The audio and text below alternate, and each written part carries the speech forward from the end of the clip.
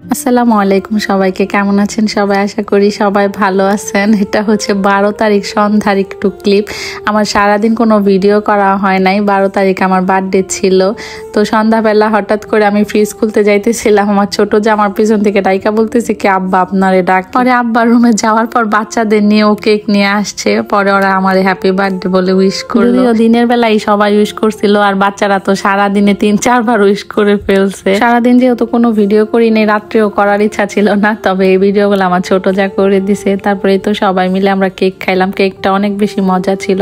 আর এটা হচ্ছে পরের দিন সকালে, আজকে নাস্তায় রুটি আর হচ্ছে গাছের আলু না সরি বাজারের আলু, আর আমাদের ছাদের হচ্ছে বরবটি দিয়ে ভাজি করবো। সব জিনিসই তো গাছেই হয়, তবে বাড়িতে বললে কেন জানি না মানুষ ওইটারে গাছের বলে। এই তো এইদিকে চাও হয়ে গেছে, আর আমাদের দুধ চা অনেক কাপড় অনেক বেশি পছন্দ করে। তারপরে তো নাস্তা বানানো প্রায় শেষ, ভাজিও এইদিকে হয়ে গেছে। আমার ছোট যা ভাজিগুলা কাইটা দিয়ে গেছিল, মেঝো যা রুটি বানাইতেছে আর আমি ভাজতেছি। ক্লিয়ার করে দিলাম, নয়তো আপনারা আবার জিজ্ঞেস করবেন আপনি একাই নাস্তা বানাইতেছেন না। আমরা তিনজন আসলে কোনো কাজই একা করি না, সব কাজ তিনজন মিলে করি আলহামদুলিল্লাহ। এতে করে আমাদের কাজগুলো অনেক সহজ হয়ে যায়।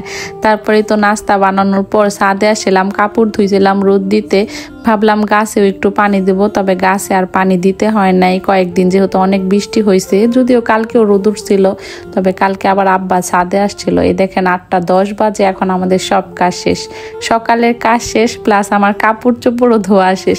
9:30 পর্যন্ত আমি পেজে ছিলাম আর কি, অ্যাক্টিভ থাকি তো জানেনি সবাই। তারপরেই তো 9:30 পর এখানে রান্না বাড়ার জন্য চলে আসছি। আর আজকে আলু বেগুন আর হচ্ছে কুই শাক দিয়ে রান্না করবো শুটকি, যেটা আমার অনেক বেশি পছন্দ, অনেকেই তো জানে। আর হচ্ছে জলপই দিয়ে ডাল রান্না করব আজকে প্রথম বলতে কি আর কি, এবছর প্রথম জলপই দিয়ে ডাল দিয়ে রান্না করব।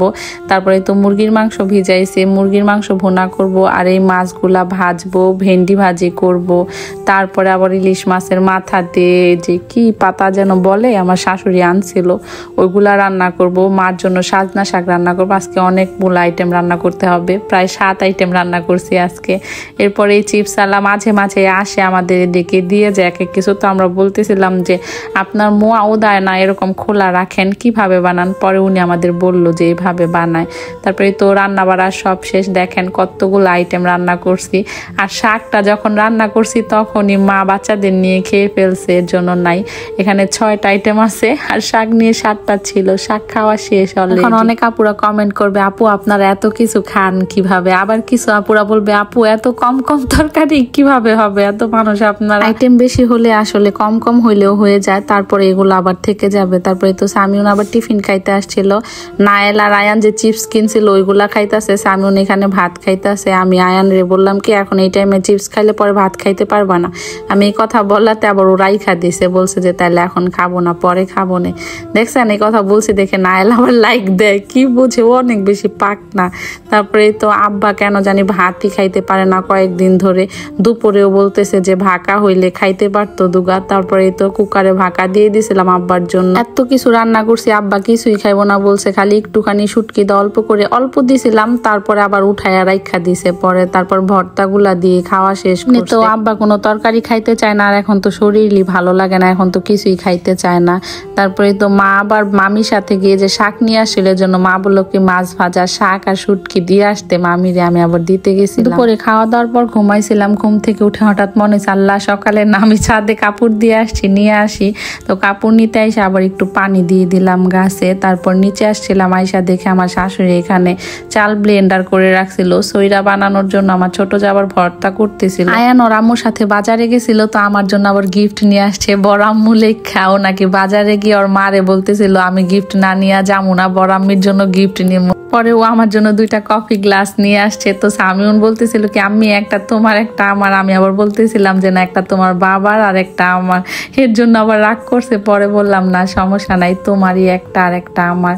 তারপরে তো আমি এখানে সাজায় রাখলাম গ্লাস 2টা, কিন্তু সুন্দরই হয়েছে মাশাআল্লাহ। গিফটটা বড় কথা না, ও যে আমার কথা মনে করে আনছে এটাই অনেক বড় কথা। আমার তো অনেক বেশি ভালো লাগছে এটা। এরপর নিচে নাইমা দেখি যে মা সইরা রান্না করে নিতেছে। আর আজকে সইরাগুলা কিন্তু কাজের চাল দিয়ে বানায় নাই, নর্মাল ভাতের চাল ভিজায় রাখছিল আজকে সকালে, ওইগুলাই বিকেলে ব্লেন্ডার করে তারপরে বানাইছে এখানে। আজকেরটাও ভালো লাগছে, তবে আমার কাছে না কাজিরটা বেশি ভালো লাগে, একটু টক টক লাগে, ওইটা খাইতে বেশি ভালো লাগে। আর সইরাটা আব্বাই খাইতে চাইছিল, ভাত খাইতে পারে না তো, বলছিল অল্প করে মরিচ বাটা দিয়ে সইরা খাইবো, এর জন্য মা বানাইছে। আব্বা শরীরটা ইদানিং একটু বেশি খারাপ যাইতাছে, কোনো কিছুই খাইতে পারে না। সামিউন আর আয়ান আবার সইরা খাইবো না, ওরা দুইটায় ভাত নিয়ে বসছে। মুরগির মাংস যে দেখছে এর জন্য, মুরগির মাংস হইলে দুইটার আর কিছুই লাগে না। তারপরেই তো আমরা সবাই মিলে খাইয়া নিতেছি। তো আজ এ পর্যন্তই, কথা হবে অন্য কোনো ভিডিওতে। সবাই ভালো থাকবেন, আল্লাহ হাফেজ, আসসালামু আলাইকুম।